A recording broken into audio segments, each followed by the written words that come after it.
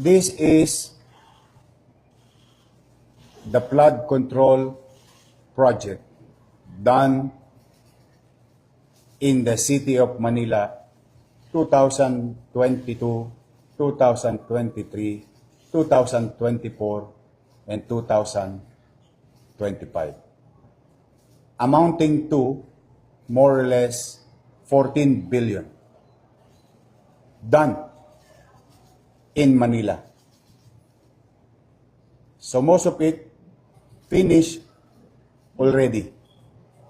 Bumaha ng pondo sa Maynila, bumaha pa rin sa Maynila. Now, itong lahat ng ito ay walang permit sa lungsod. Yes, we are investigating them. And they are also being investigated by the Office of the President.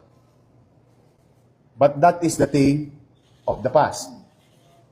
Sad to say, ulitin ko, bumaha ng pondo sa flood control sa Maynila, amounting to 14 billion, and yet the people of Manila and those people studying, working, doing business, going in and out of Manila continue to suffer with the flooding.